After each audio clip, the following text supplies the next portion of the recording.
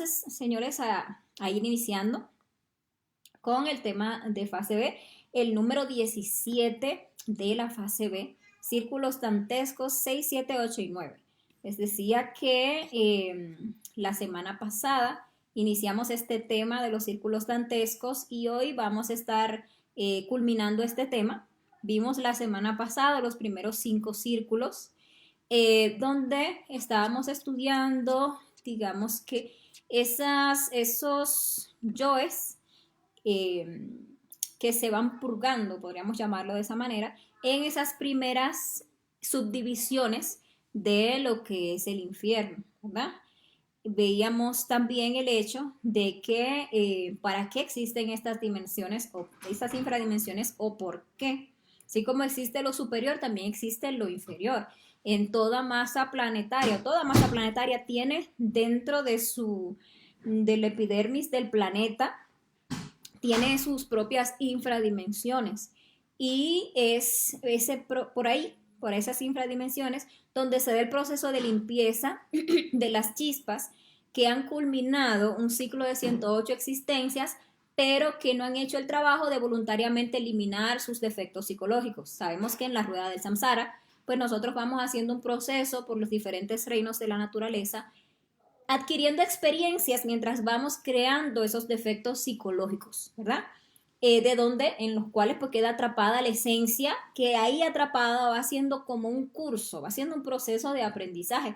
Pero en esas existencias en que tenemos el conocimiento, que no son todas, y es realmente una valiosa oportunidad, esa existencia en la que ya tenemos el conocimiento, entonces ahí se hace un cambio porque nuestra vida empieza a tomar un objetivo superior. Ya no estamos simplemente aquí para seguir dando vuelta a la rueda, seguir experimentando las mismas cosas, seguir teniendo experiencias, digámosle así, sino que venimos ya a sacarle la sabiduría a todo eso que hemos experimentado, eliminar todos esos defectos psicológicos para sacar de allí la luz, para sacar de allí el fuego.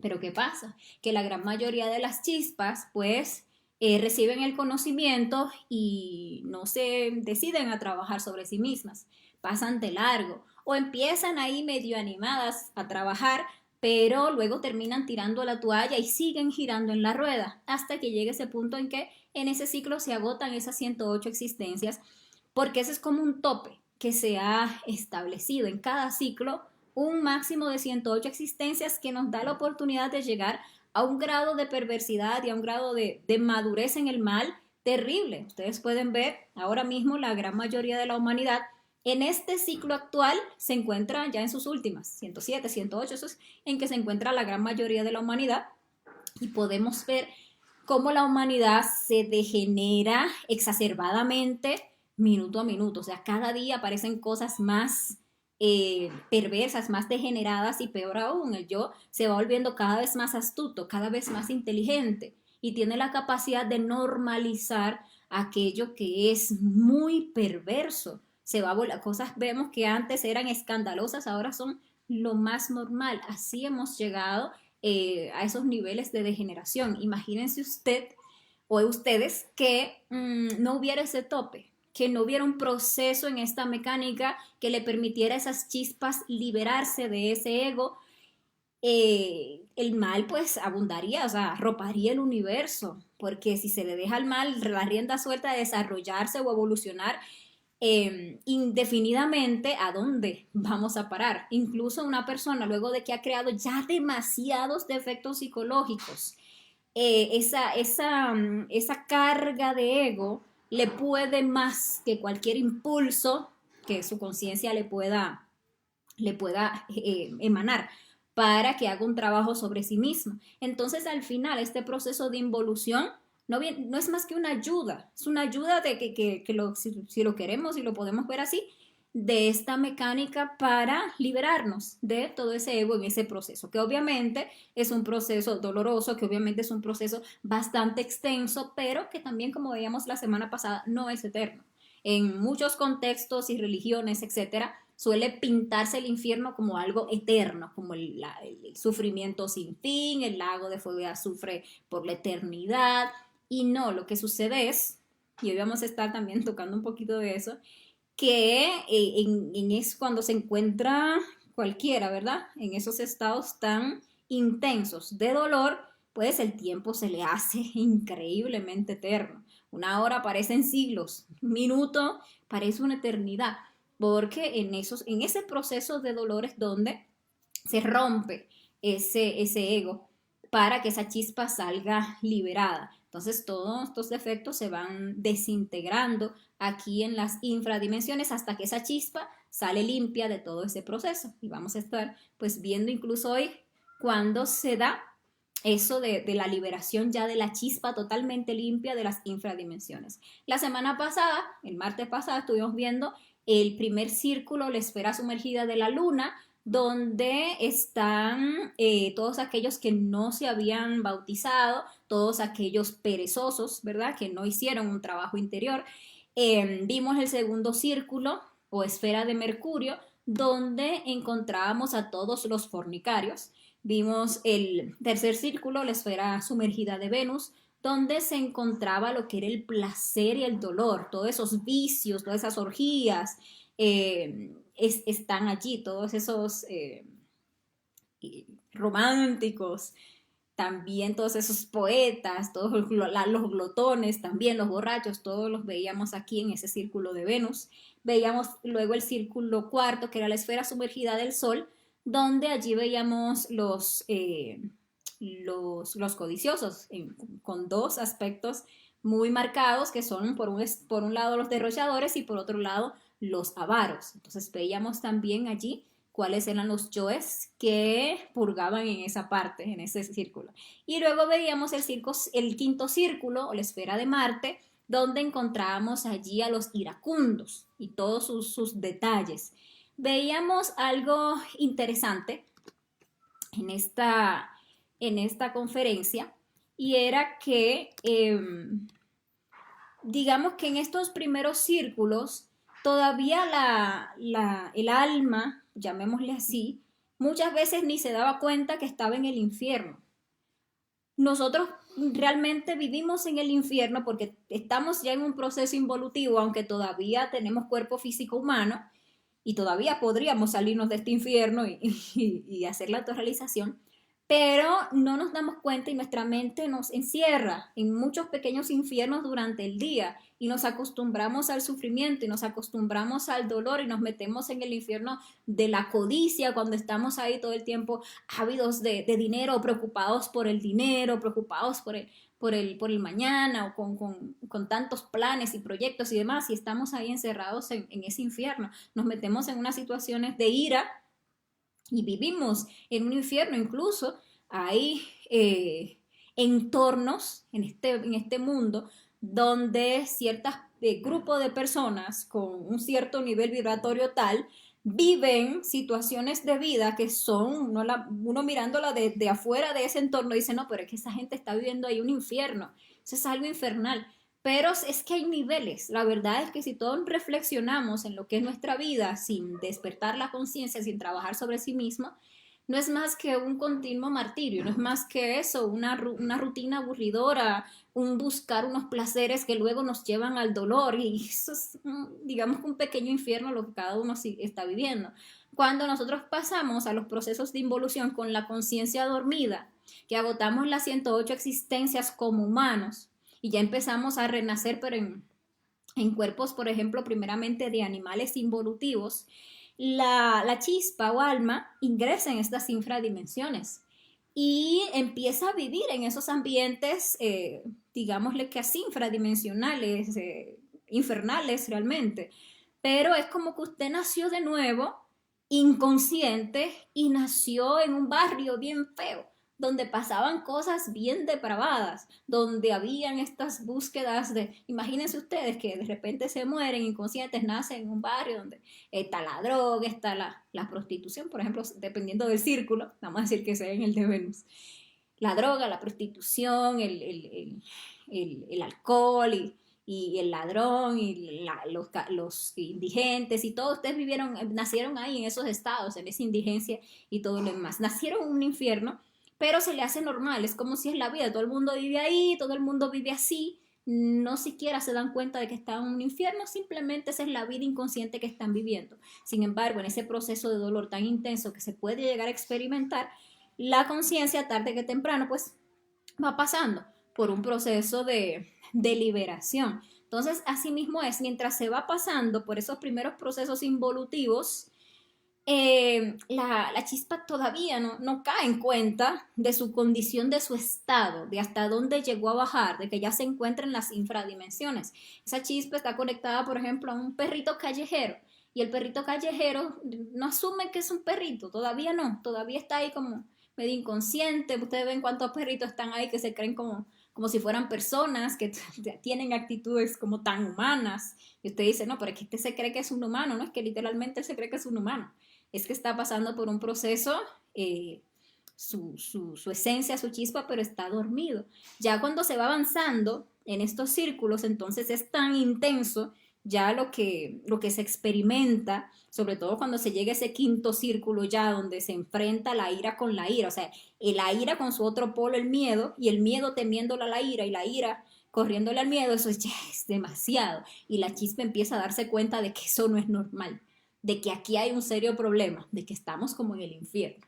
Pero pasa algo interesante, y es que los primeros círculos dantescos, o en esos primeros círculos dantescos, los defectos pertenecientes a ellos son defectos más de tipo instintivo, y por esa razón, aunque como estuvimos viendo el martes pasado, las condenas que sufren estos yoes aquí en esas infradimensiones nos pueden parecer muy pesadas, la verdad es que son bastante livianas, porque ustedes ven la misma justicia terrenal, que toma en cuenta que cuando algo se hace sin una premeditación, ¿verdad?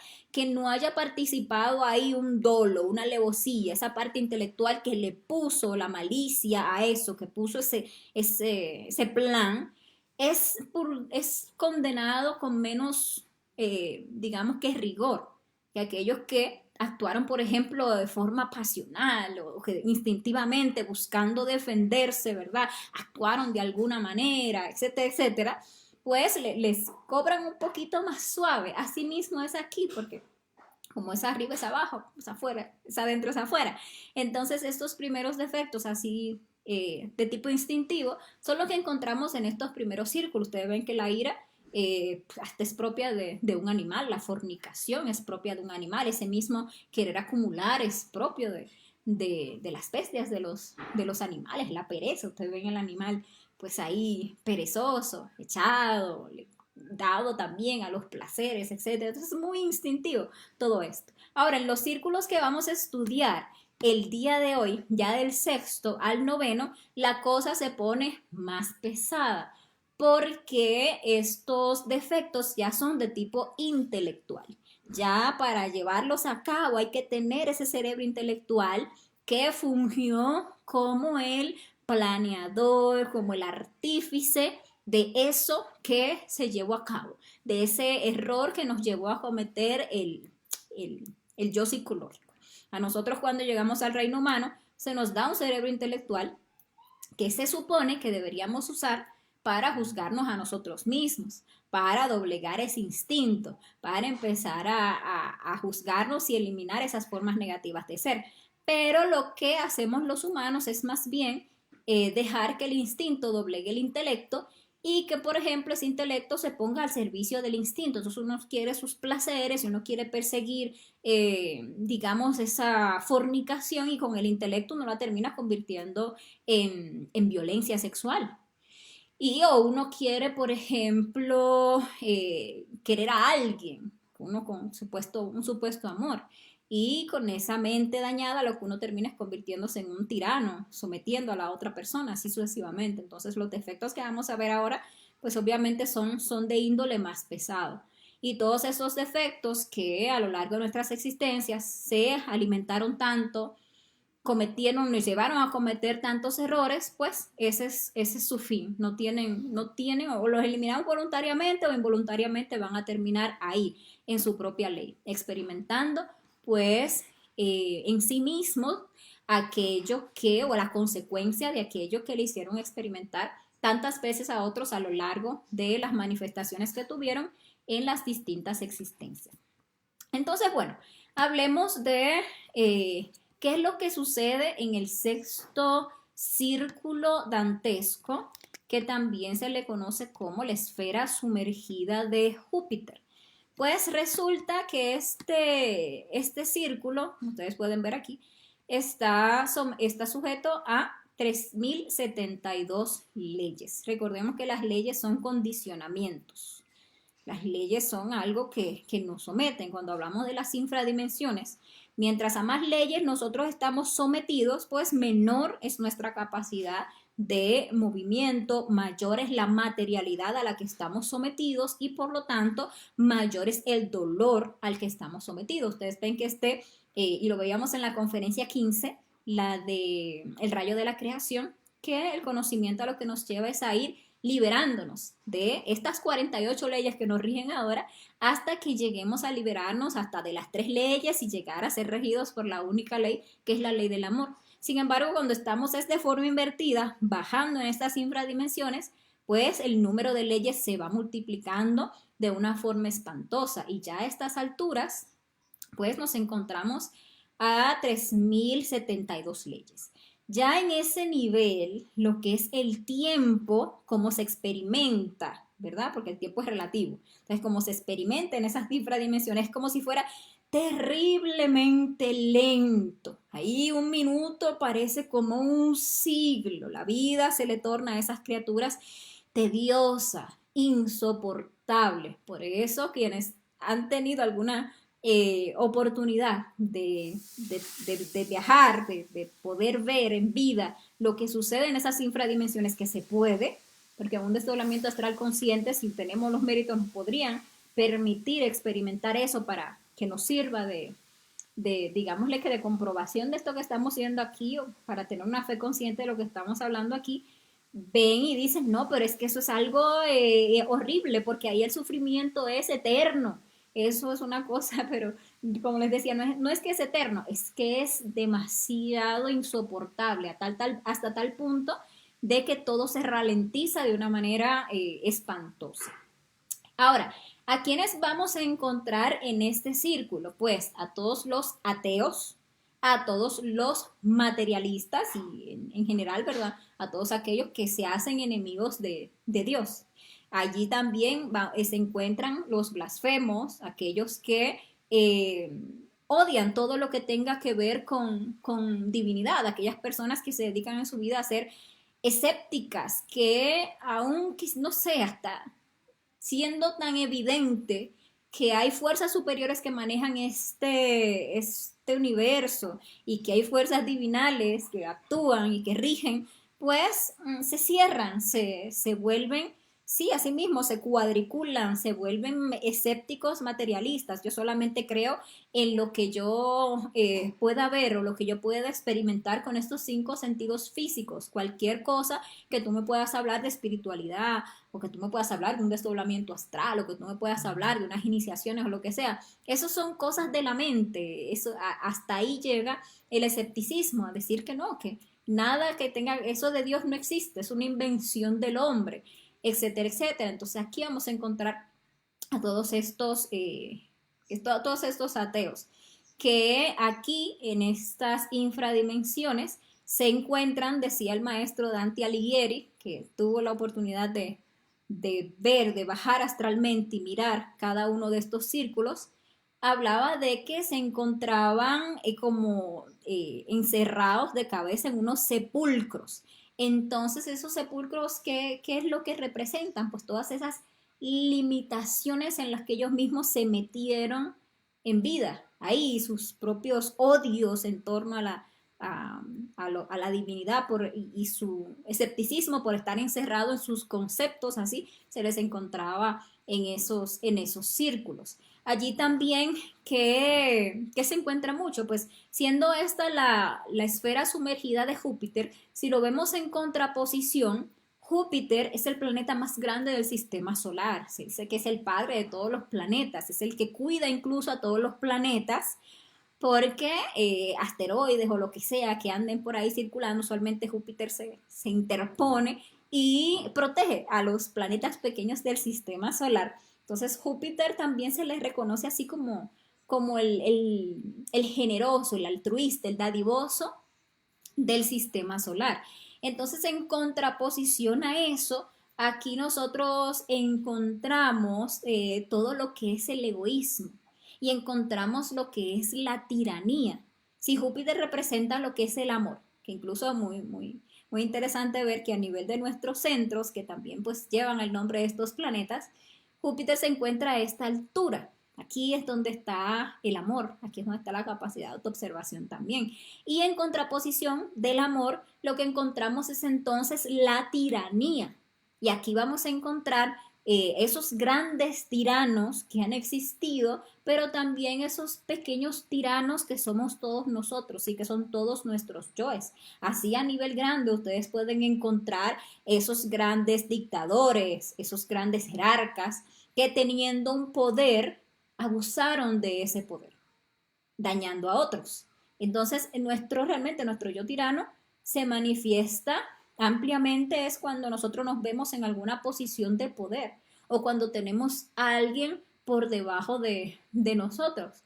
Entonces, hay existencias en las que muchas personas se ven con grandes poderes, por ejemplo, políticos, poderes en el verbo para convencer, poderes de muchos, y hacen un muy mal uso de ese poder tiranizando a aquellas personas. Y lo vemos, por ejemplo, en un jefe que tenga empleados y cómo tiraniza a esos empleados, cómo los somete, cómo a cambio de esos míseros sueldos que muchas veces se pagan, los explota y se los chupa realmente y todo para beneficiarse y se siente que es un benefactor, porque eso es algo muy característico de un tirano que se cree que siempre es un bueno, que siempre es un benefactor, que es él, obviamente que se cree superior a los demás, siempre cree que está actuando por el bien del otro, pero no toma en cuenta para nada al otro, él simplemente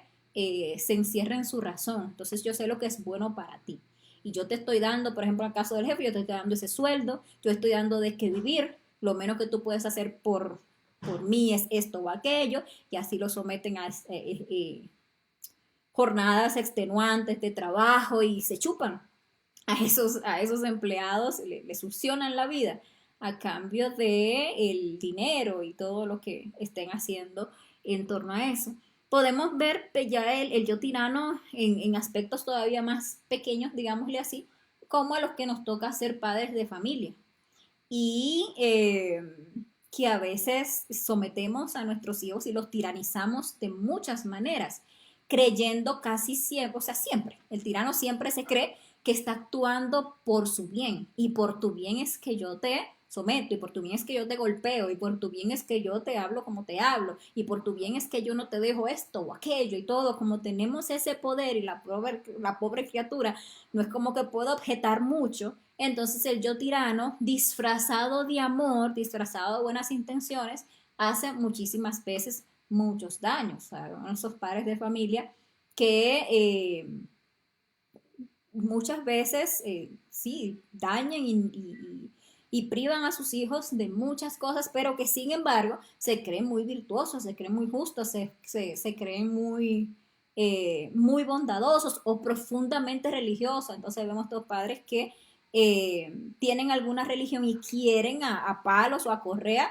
someter o inculcarle esa religión a sus hijos y pueden llegar a terribles crueldades e incluso personas teniendo el conocimiento, queriendo o aspirando a una autorrealización por estos yoes tiranos, pues terminan cometiendo barbaridades, crueldades en el propio seno de su familia o en relación a lo que es la pareja. Entonces, si sentimos que la pareja pues está por debajo de nosotros, entonces le sometemos, entonces le decimos lo que tiene, lo que no tiene que hacer, le coartamos su libertad, etcétera, etcétera. Y así se van alimentando y nos vamos granjeando pues todo este destino que está escrito para pues estos yoes. De esa forma es que tienen que terminar. Todo el que se encierra en un concepto, todo el que se encierra en una verdad, se termina convirtiendo en un tirano cuando queremos inculcarle a otros nuestros conceptos, nuestras supuestas verdades. Y los queremos terminar sometiendo y empezamos a criticar a todo el que no crea como yo creo y ese está mal y como yo digo es que está bien y lo que yo digo es y aquel es lo otro, pues es parte de ese aspecto tirano. Por ejemplo, ustedes ven el tema del vegetarianismo y cómo se puede hacer de la comida una religión de cocina. Y resulta que es simplemente como un concepto que ni siquiera se han puesto a investigar realmente. Cómo para el cuerpo físico es necesaria la alimentación de lo que es también la parte animal y cómo todo es parte de la ley del trogo. Pero, por ejemplo, vestido uno en ese concepto, pues entonces ve al otro o al que se alimenta de carne como que es cruel, como que es horrible y eso los demonizan, etcétera. Y como les digo, esta de la tiranía, les puse ese ejemplo, pero lo podemos ver con cualquier concepto religioso. Sí, personas, uno creyéndose muy virtuoso, muy honrado, muy sincero, pero realmente terriblemente equivocado por lo que es el fanatismo y que queremos meter nuestros conceptos a otros con palos, con azotes y así pues obviamente terminamos en lo que es la tiranía. También pues encontrando aquí en contraposición con lo que es el amor, encontramos también lo que es el egoísmo, ¿verdad? Y cuando nosotros hacemos usura, que tenemos que, por ejemplo, nos encontramos en una posición de vender algo y le ponemos el precio más caro de lo que es y estafamos a las demás personas por ese egoísmo, porque no nos duele para nada la otra persona. O cuando nosotros, por ejemplo, tenemos esa posición en que encontramos a alguien en necesidad y podemos prestarle, no sé, un dinero o algo y usamos usura cobrándole intereses muy elevados, porque aquí en el egoísmo encontramos ese yo acaparador que quiere todo para sí. Bueno, esta es, digamos que como les decía, el destino de esos yoes. Aquí es donde se viene a parar, en estos círculos que son tan oscuros y donde se está sometido pues a tanto dolor. Entonces, bueno, pasando a ya el siguiente círculo, que es el séptimo, encontramos aquí lo que es la esfera sumergida de Saturno. Ese círculo está sujeto ya al doble de leyes, a 6.144 leyes, y aquí lo que encontramos es pura violencia y distintos tipos de violencia. Por ejemplo, aquí bueno, aparte de los tipos de violencia que encontramos aquí, es el entorno violento en que se vive en este círculo. Porque aquí todo es violencia, aquí todo es sangre, incluso hay ríos de sangre en este círculo. Y las personas están obligadas a estar sumergidas, perdón, en estos ríos ardientes de sangre. Y si se salen, pues están estos que los clavan, que los flechan y tienen que volver a entararse a esos ríos de sangre. También encontramos lluvia de fuego. ¿Y todo esto por qué? Porque aquí, como les decía, todo es violencia. Por ejemplo, encontramos aquí a los violentos contra natura. Entonces nosotros teníamos, por ejemplo, lo que es la fornicación, o tenemos lo que es la vanidad, o tenemos como cosas que hasta, como les decía, pueden ser propias de animales. Entonces están los animales que son vanidosos. Usted ve el pavo real como tiene sus plumas, es toda una vanidad. Pero cuando ya se usa el intelecto y el intelecto empieza a estar al servicio de esa vanidad, ¿cuántas violencias contra incluso uno mismo no es uno capaz de hacer? Uno ve cómo las personas se deforman con tanta cirugía, con tanto supuesto arreglo y el dolor incluso al que se someten para poder ponerse o verse de alguna manera que sea atractiva o agradable para las otras personas, y lo que está cometiendo la persona es violencia, ¿verdad? Contra natura, contra esa propia naturaleza. O qué decir cuando, por ejemplo, nos dañamos los órganos sexuales, violentamos nuestra propia naturaleza haciéndonos castraciones o incluso con el mismo proceso anticonceptivo o haciéndonos abortos, etcétera. Son formas de violencia que se hace contra contra la naturaleza. Entonces, cuando uno violenta los órganos sexuales, hay violencia contra natura, ¿verdad? Y hay mucha violencia también en torno a lo que es la sexualidad. Entonces, hay mucha violencia sexual que se da, por ejemplo, cuando uno quiere obligar a la pareja a practicar el sexo, o también lo encontramos dentro de los que ya son violadores directamente, esos yoes pues violentan la parte sexual, y cuando una pareja está pues ahí, la otra persona no quiere y se usa la manipulación o a veces hasta el forzar a esa persona a tener sexo, y obviamente uno piensa, no, pero que esa es mi pareja, o se justifica con eso, pero la verdad sí, allí hay violencia, se está obligando a alguien a practicar una sexualidad cuando no se encuentra en disposición para hacerlo, simplemente no tiene deseo. Otras veces se puede uno hasta autoobligar y se violenta a sí mismo obligándose a practicar el sexo cuando no se encuentra el organismo realmente en condiciones para hacerlo. Ahí hay también violencia contra el sexo. Sí, cuando se obliga al pene, por ejemplo, entrar en erección, cuando la mujer sin lubricación, pues entra a la parte sexual y es penetrada, obviamente con dolor, pues todo eso es violencia sexual, ¿verdad?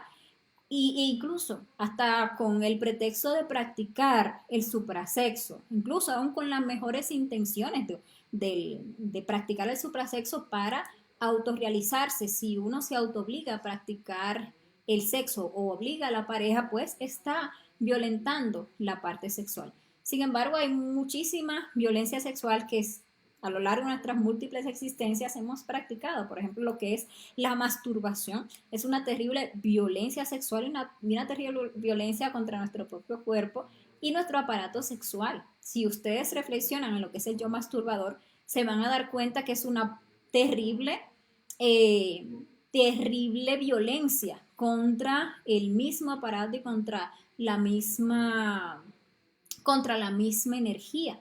También cuando se tiene sexo en lo que es el embarazo, cuando la mujer está embarazada o cuando la mujer está en menstruación. Esa parte de violencia sexual también es violencia contra natura, porque existen esas pausas naturales que se dan y que se deberían respetar, como lo que es la menstruación, como lo que es el embarazo, pero sin embargo, la persona llevado por sus yoes de la lujuria y ya con el intelecto, porque ustedes ven que los animales, por ejemplo, respetan el proceso de preñez de la hembra, pero los humanos con su perversidad, uno con su perversidad llega a desarrollar unos yoes espantosos, que incluso ante esas pausas naturales en la que, por ejemplo, la mujer está menstruando, que no, como que todo debería decirnos, ese momento no es para sexualidad.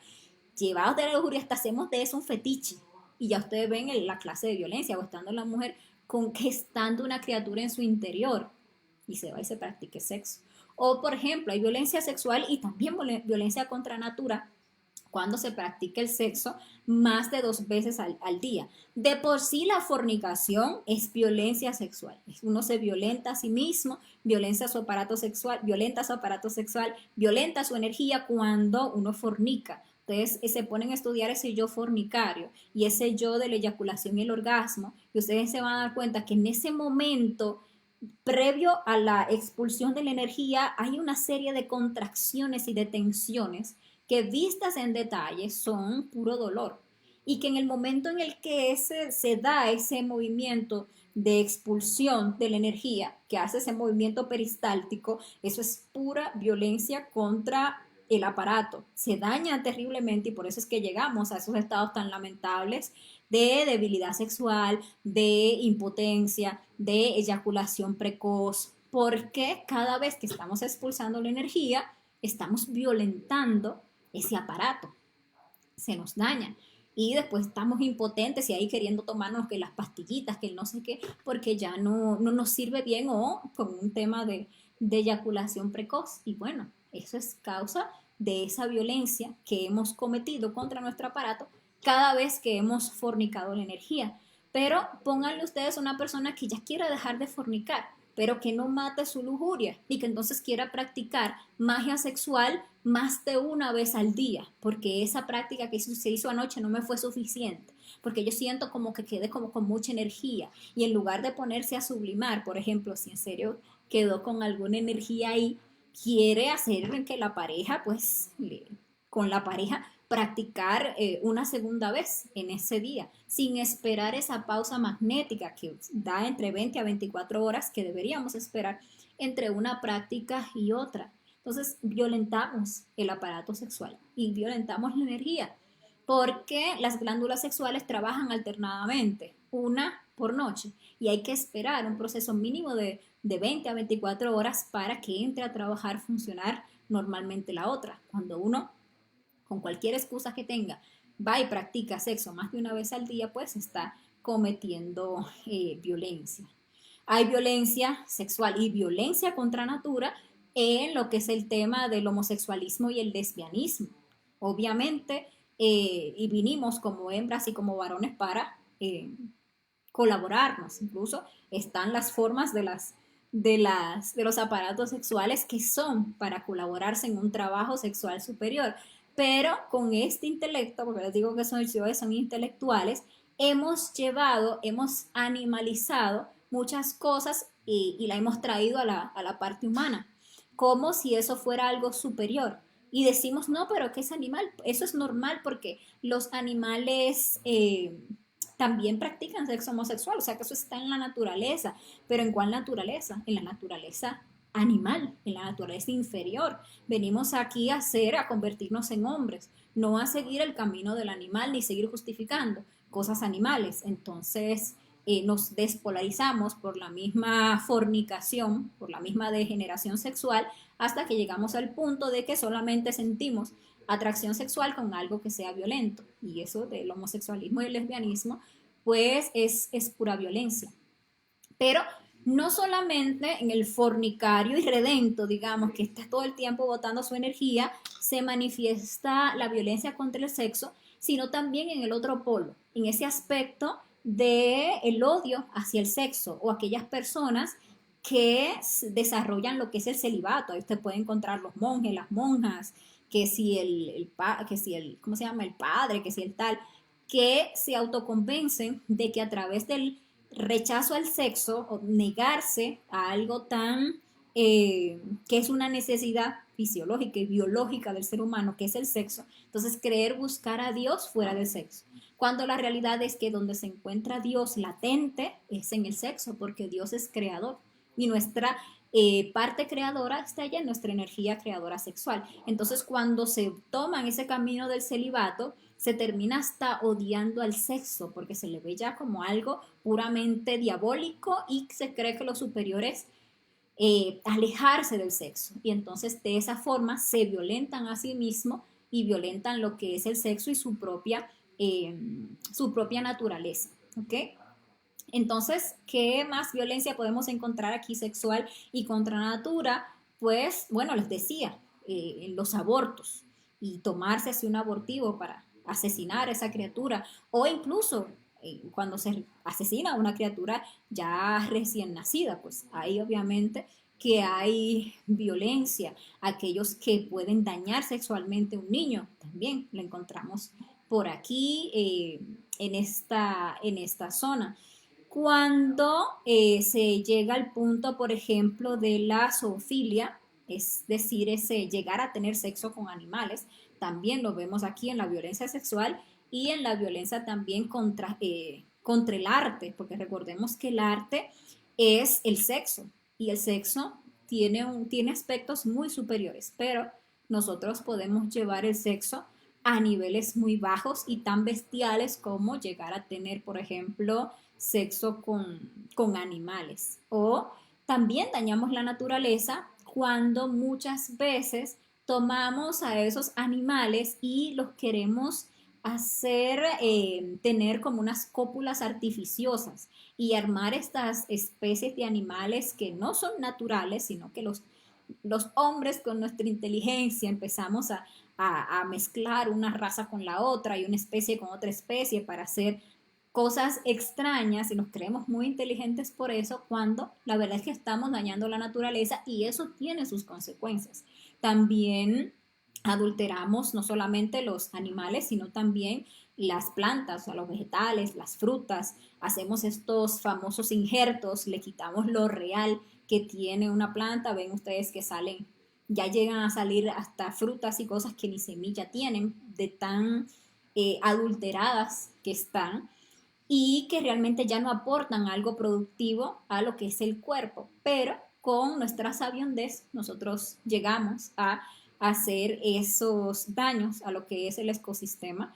También ven cómo podemos o hemos llegado a contaminar las aguas del planeta, cómo hemos llegado a contaminar el aire, la tierra, los elementales, cómo nosotros castramos a los animales y a las bestias, ¿verdad? Y también cómo nos castramos a nosotros mismos y todo por o en pro de eso que nosotros queremos o de nuestros propios beneficios o de nuestros propios conceptos, que muchas veces hasta se nos pueden llegar a camuflar como conciencia, como algo muy bueno, pero si reflexionamos no solamente en lo que hay detrás, sino también en las consecuencias a largo plazo, nos tenemos que terminar dando cuenta que es una terrible violencia contra la natura lo que estamos cometiendo con detrás de una bandera de ayudar a los animalitos, de salvar, de que proteger, que no sé qué. Bueno, terminamos haciendo realmente muchísimo daño, supuestamente por amor, hasta llegaremos a ser capaces de terminar hasta con ciertas especies o camuflado esas acciones como un supuesto amor.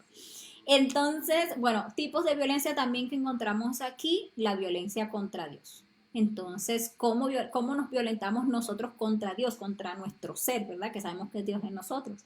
Pues cada vez que dejamos manifestar a nuestros yoes de la soberbia. Entonces, tenemos ese orgullo y nos sentimos como que nos podemos poner cara a cara con Dios y que nos enfrentamos a Dios. Peor, terminamos hasta escupiendo contra Dios. Entonces nuestro ser nos está ayudando, nos está dando la guía, nos está pues hasta dando el conocimiento, etcétera. Y uno por soberbia se vive quejando, uno no es agradecido, uno siempre se llena de envidia y quiere lo que quiere el otro o se compara con el otro, entonces mi ser no me escucha, entonces mi ser, y siendo que nuestro ser nos ha dado la vida, siendo que nuestro ser nos ha acompañado, si nos llegamos a alimentar en esta existencia es porque nuestro ser así lo permitió y permitió los medios para que a nosotros nos pudiera llegar ese alimento,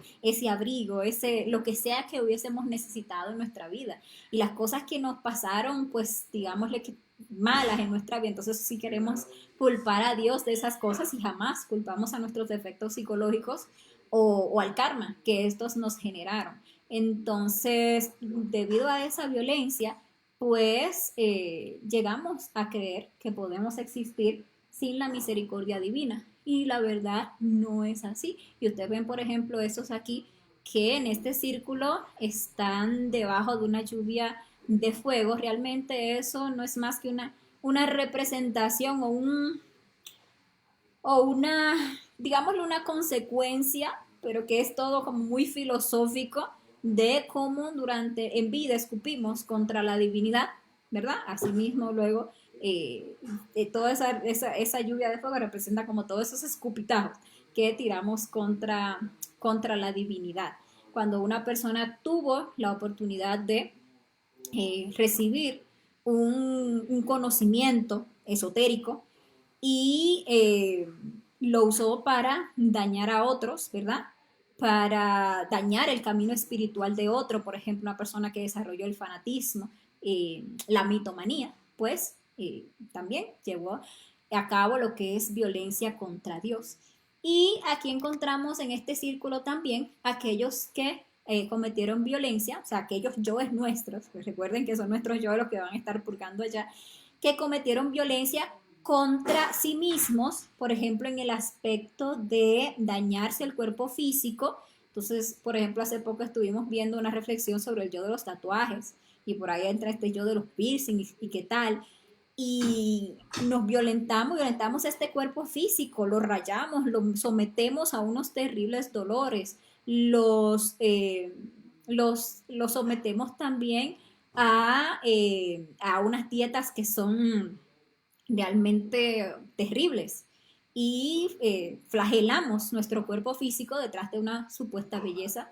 Por ejemplo, también hay violencia contra sí mismo en aquellos que se suicidan. Entonces, están atentando contra ese templo, que es el templo del ser. Y aquí, en este círculo, pues encuentran su destino, porque ya para estos círculos se está pasando por lo que es el reino vegetal involutivo. Entonces ustedes ven esos árboles, esa maleza, que la arrancan, que la cortan, ¿verdad? Eso es el proceso que se está viviendo ya en estos puntos, en este círculo ya por el séptimo. Y ustedes se imaginan que lo que representan estas plantas vienen estando en un estado como demasiado sensible. Y vienen, por ejemplo, estos pájaros que son las arpías y se le posan en las ramas y le arrancan incluso las ramas y eso le experimenta, decía el maestro Dante Alighieri, un dolor tal como si le estuvieran arrancando una extremidad, por ejemplo. Entonces ahí encontramos también estos yoes de violencia contra sí mismo. También cuando se comete violencia contra los bienes ajenos, cuando no respetamos aquello que es de los demás y lo destruimos, y también cuando se hace violencia contra los propios bienes. Cuando uno, por ejemplo, tiene algo que lo necesita, por ejemplo, vamos a decir, tenemos un teléfono y ese teléfono lo necesitamos para comunicarnos, para cosas del trabajo, o por ejemplo en mi caso para compartir temas del conocimiento y las conferencias, y uno hace una ira y rompe el teléfono. Entonces, violencia contra sí mismo también. Y aquí encontramos también a los que cometen fraudes, ¿okay?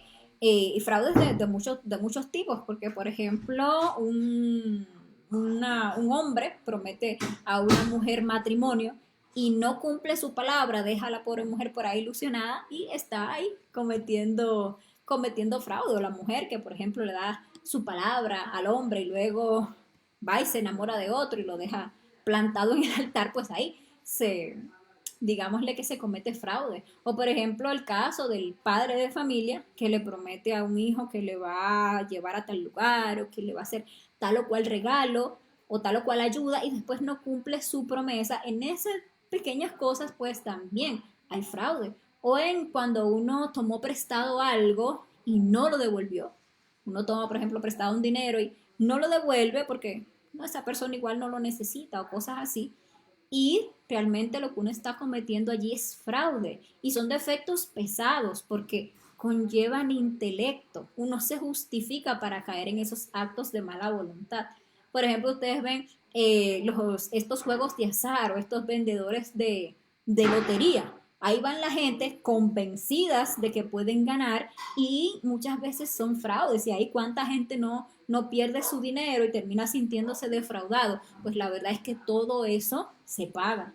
Todo lo que hacemos, llevados de nuestros defectos psicológicos, en algún punto lo tendremos que pagar. No es cierto que nos vamos a dedicar a ser unos perversos y unos degenerados toda nuestra vida y que vamos a creer que no vamos a tener ninguna consecuencia. Pues la verdad es que si no decidimos despertar la conciencia para sacar la sabiduría de toda esa maldad que hemos cometido, pues las consecuencias van a llegar tarde que temprano y llegan aquí. Aquí en estos círculos pues se paga todo el karma de todas las existencias, de todos los yoes que se alimentaron. Y eso pues con un propósito obviamente de liberación. Luego, bueno, bajamos un poquito más, ya casi llegando allá al final de las infradimensiones, encontramos el octavo círculo dantesco, que es la esfera sumergida de Urano. Aquí en este círculo encontramos que está sujeto ya a 12.288 leyes. Una cosa increíblemente pesada. Y nos ha de sorprender a muchos encontrar que aquí en esta tan grande pesadez, el defecto principal que encontramos es el de la mentira. Y bueno, también el de la falsificación. Y les digo que nos ha de sorprender porque muchas veces vemos la mentira como algo no tan malo, no tan grave. Y decimos, no, pero, y ya hasta le ponemos nombres bonitos a la mentira, como que no, eso era una mentira piadosa, o eso es una mentirilla de nada, y no nos parece tan grave cuando hacemos una mentira. Pero tenemos que tener en cuenta varias cosas. Primero, la mentira es un yo completamente despierto en el mal, porque el que dice una mentira sabe que lo que está diciendo es mentira. Si no lo supiera, no fuera mentira. Entonces, uno, algo tan sencillo, no sé, se nos hizo tarde para el trabajo porque anoche nos quedamos hasta tarde viendo la película o por ahí de fiesta y nos pasamos de traguitos y al otro día teníamos que ir para el trabajo, pero entonces ahora se me hizo la tarde y ahora ahí sí me van a echar porque ya el jefe se está harto de mí y si le llego tarde otra vez, eso, ¿qué pasa? Llamo y digo, ay, es que voy a tener que llegar tarde, mire que me pasó tal o cual cosa, que se me enfermó el niño. Ahí enferma uno a cualquiera. Ahí se le importa o hasta mata al tío si puede. Y me pasó esto y me pasó aquello y tal. Y bueno, ay, excúsenme que voy a tener que llegar tarde porque tengo que tal o cual cosa. Y ya ahí clavamos una mentira. Pero todo fue premeditado. Claro, nos justificamos para caer en ese acto de mala voluntad, no porque imagínate que me boten del trabajo, no porque imagínate que tal o cual cosa. No queremos realmente corregir el rumbo torcido de nuestra existencia y nuestras acciones y queremos resolverlo todo con una mentira. Nos llenamos de cobardía y queremos salir de las situaciones no enfrentándolas, sino metiendo una mentira. Y el tema es que la mentira es como una telaraña. Y cuando usted dice una mentira, para sostener esa mentira, tiene que decir otra mentira y otra mentira. Y entonces ya tiene usted que vivir así como con un atento porque tiene que sostener esta primera mentira.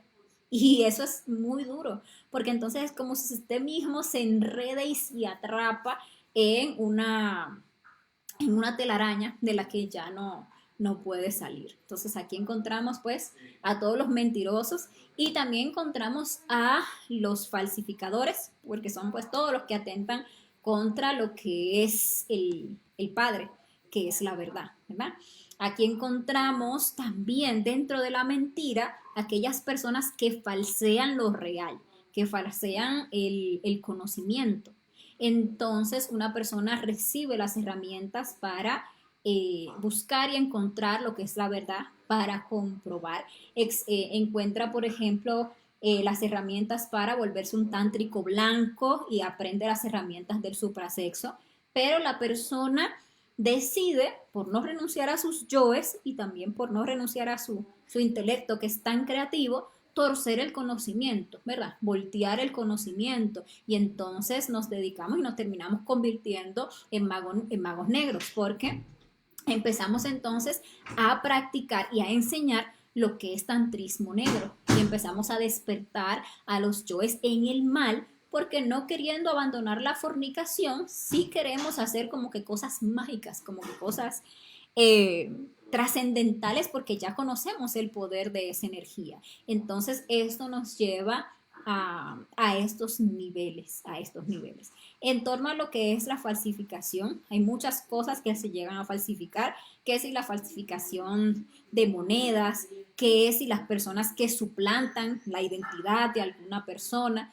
encontramos allí a aquellos falsos profetas que crean oráculos y cosas realmente falsas para generar controversias o para generar también hasta fanatismo. Y aquí vamos a encontrar en general pues a los magos negros, todos los que han despertado para el mal, aún sabiendo que el final del despertar en el mal no es otro que la involución, hacen de ese proceso de la involución como una mística, llegan a hacer de ese proceso de la involución así como si fuera una religión y no se arrepienten de ese camino que han escogido.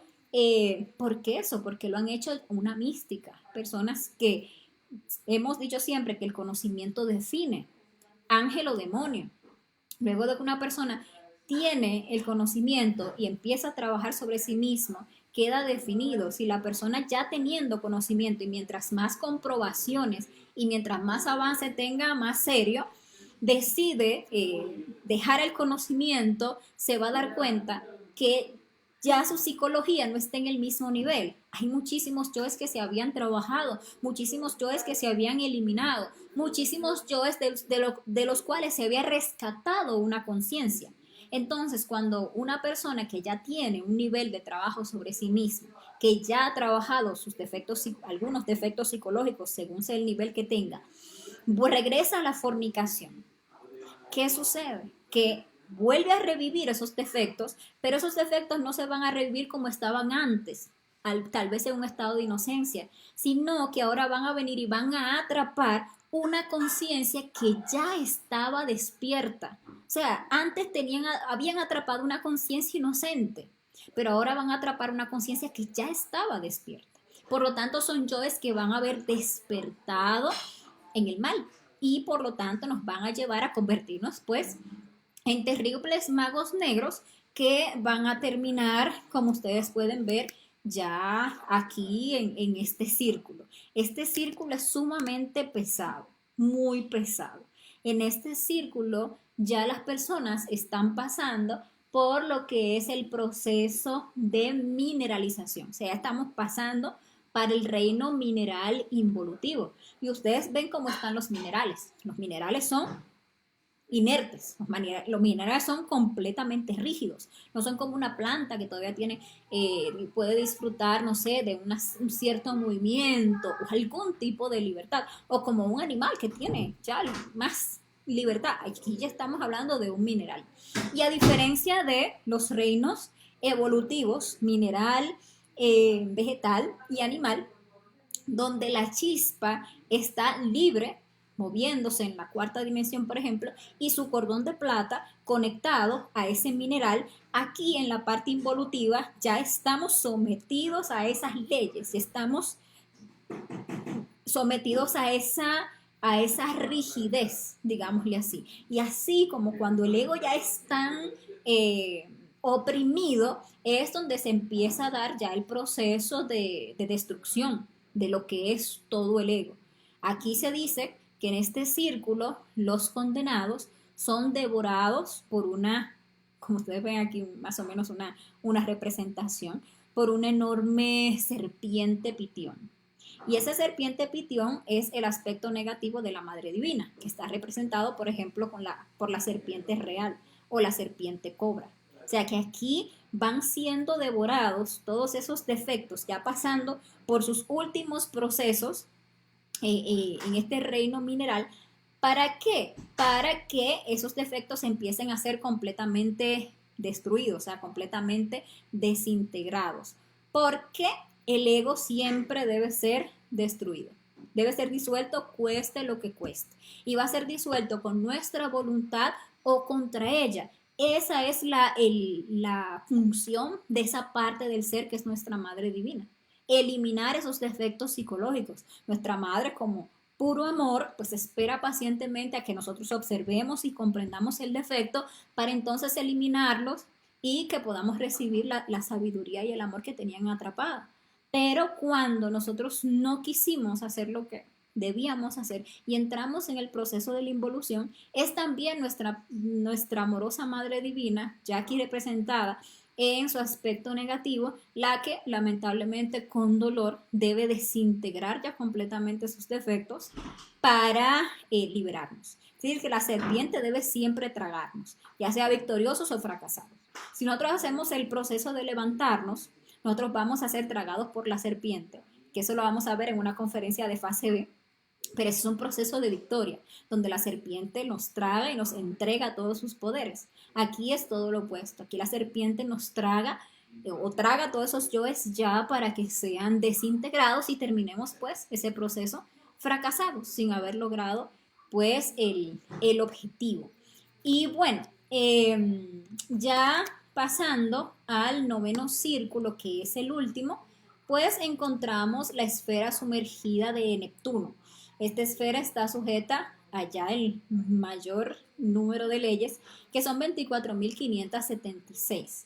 Entonces, en esta zona es donde se terminan de juzgar y de desintegrar todos los defectos psicológicos, ya que todos los defectos psicológicos son condenados por traición. Cada uno de nuestros defectos son traidores, han traicionado nuestra conciencia, nos han llevado a traicionar nuestra conciencia. Cada vez que sentimos un deseo, nos justificamos y caemos en la mala voluntad de hacer lo que el yo quiere, en lugar de hacer lo que quiere la conciencia, pues obviamente estamos cometiendo traición. Y nosotros, aparte de ese mero hecho de cometer traición contra nuestra conciencia, cada vez que, sabiendo que algo no debíamos hacer, lo hacíamos, que es más grave la traición allí, lo hicimos, y cada vez que sabíamos lo que teníamos que hacer y no lo hacíamos, cometimos traición. También cometimos y hemos cometido muchos géneros de traición y hemos traicionado de muchas maneras. Y hay muchos niveles de traición y todos pues aquí van a tener su espacio. Sin embargo, hay algunos actos que se conocen como delitos de alta traición, como por ejemplo cuando se comete genocidio. Esos grandes genocidas pues obviamente cometieron alta traición. Cuando se mata a alguien por la espalda, se dice que se ha cometido alta traición. Bueno, hay muchas formas de alta traición. Hay delitos que son tan graves que son condenados, que son considerados alta traición, que de hecho se pagan con la pena de muerte. Es decir, que cuando alguien en el plano físico llega a cometer uno de esos delitos que se le conocen como delitos de alta traición, puede llegar al punto en que eso se lo cobren inmediatamente, llevándolo directamente a este círculo. Es decir, que todo su proceso involutivo se va a dar ahí, en ese círculo solamente, que es el más duro, que se dice que es el más frío, que en ese círculo está todo absolutamente congelado, porque imagínense, un mineral que está ahí sometido y sumamente frío, o sea, lo más frío que ustedes se puedan imaginar. Entonces imaginen que la persona comete un delito de alta traición, una persona, un asesino en serie, por ejemplo, alguien que comete cosas que son demasiado aberrantes. Lo que hacen es que, estando la persona viva, le sacan el alma y va directamente a este círculo. Ese cuerpo físico que todavía tiene que cumplir un proceso kármico, o sea, que tiene que cobrarle karma a otras personas, y etcétera, no lo pueden quitar porque desequilibraría el proceso de la mecánica de la existencia. Entonces, en ese cuerpo queda metido, pues, un demonio, un yo cualquiera de esos que manejaba la máquina, y ya ese elemento que queda ahí solamente cobrando karma se le conoce como una casa vacía. O sea que ya ahí no hay conciencia, ya ahí solamente hay un demonio. Ya esa alma la sacaron de ahí y la mandaron para ese noveno círculo.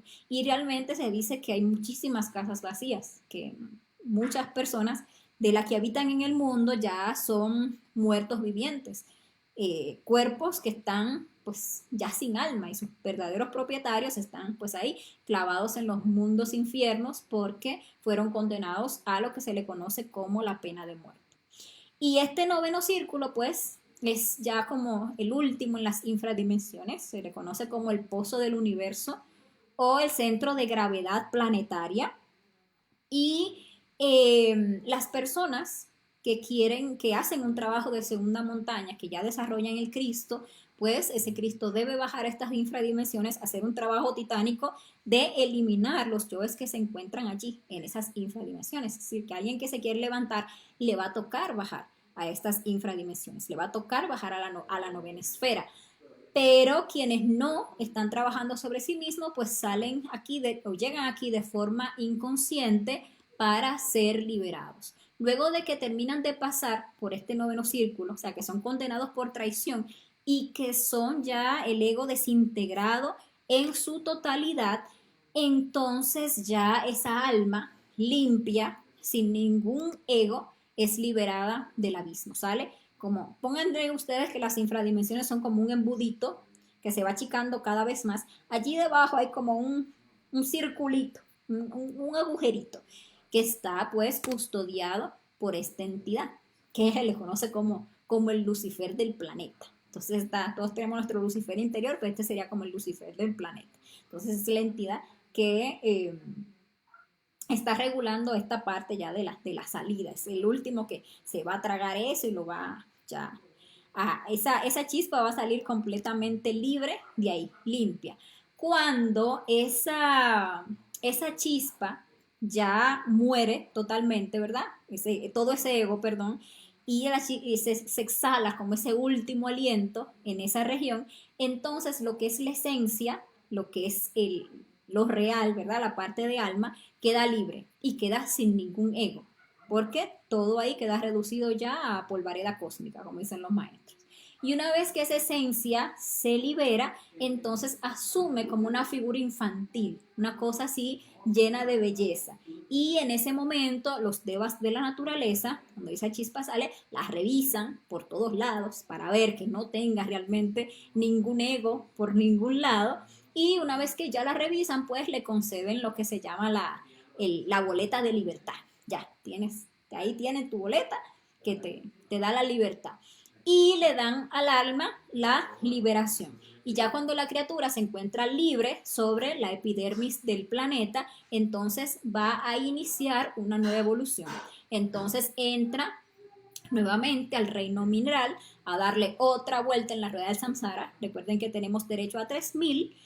Y ahí dándole vuelta a esa rueda del samsara, entra primero por el reino mineral, se convierte en un gnomo o un pigmeo, luego va al reino vegetal, allá se convierte en un elemental, luego al reino animal y allá se convierte en un ánima, hasta que en un futuro lejano llega nuevamente al estado humano y al estado humanoide más adelante. Y ahí ya tiene en ese momento otra nueva oportunidad para hacer el trabajo de buscar y lograr la autorrealización. Y esos son los procesos finales de lo que es esta rueda del samsara. Me parece a mí muy, muy importante que sepamos de estas realidades. Ojalá nos animemos a investigarlas para que tengamos certeza de cómo funciona esta rueda, de cómo funciona esta máquina. Y también, ¿por qué no? El estudiar este tema de los círculos dantescos nos permite valorar cuando nosotros tenemos el conocimiento y tenemos con el conocimiento la oportunidad de liberar voluntariamente todas esas chispas, todas esas esencias que están atrapadas en todos esos defectos psicológicos. Cogemos como el animito, ¿verdad? Para negarnos a esos deseos del ego, para dejar de sufrir, porque el yo nos somete aquí en vida, en el plano físico, y si no lo matamos, nos seguirá sometiendo en los diferentes reinos de la naturaleza hasta que llegue a ser completamente desintegrado. Lo terrible de pasar por este proceso es que salimos de ahí tal como empezamos, con 3% de conciencia y 97% de inocencia, otra vez a girar en otro ciclo, en la rueda del samsara. Entonces, si ya tenemos el conocimiento, animémonos a trabajar, que aunque parezca difícil, es posible para todos, y poder librarnos de este proceso que sin duda ya lo hemos pasado muchas veces. Si nosotros nos animamos a preguntar, por ejemplo, en el astral, ¿cuántas vueltas le hemos dado a la rueda del samsara? Nos va a dar un gran choque darnos cuenta de cuántas veces hemos hecho este curso y hemos fallado. Fácilmente nos dicen, no, 1000 tantas, y dice, wow, o sea, que 1000 tantas veces yo he pasado por la involución. Pues sí, porque cada vez que tenemos esta oportunidad, no le hacemos caso, nos parece una tontería o nos tenemos cosas más importantes a que dedicar nuestra existencia y así se nos va otra y otra y otra existencia y sin hacer lo que vinimos realmente a hacer aquí, que fue conocernos a nosotros mismos. Entonces, nada, señores, esta es la conferencia del día de hoy. Con esto concluimos el estudio de los círculos dantescos. Ya para la próxima conferencia vamos a estar estudiando el tema 18 de la fase B, que es súper interesante. Vamos a estar hablando sobre lo que es la teosofía, lo que es el espiritismo y lo que es el mediumismo. Son 3 escuelas que cuando las estudiamos a fondo nos damos cuenta que no nos permiten llegar a la autorrealización del ser. Es importante que estudiemos eso para ver por qué, porque hay mucha gente que o ha venido o conoce de estas escuelas o ha sentido interés o las ha practicado, el espiritismo, el mediumismo, la teosofía, y realmente no comprenden, no tienen claro de qué es lo que hay detrás de estas escuelas o cuál es su finalidad real. Entonces, en esa conferencia vamos a estar pues estudiando esos aspectos que nos sirve también para avanzar en nuestro trabajo porque todos desarrollamos de una u otra manera un yo teosófico, un yo espiritista y un yo mediumnístico, le podríamos llamar. Entonces veremos en qué forma y cómo poder librarnos de esto, ¿ok?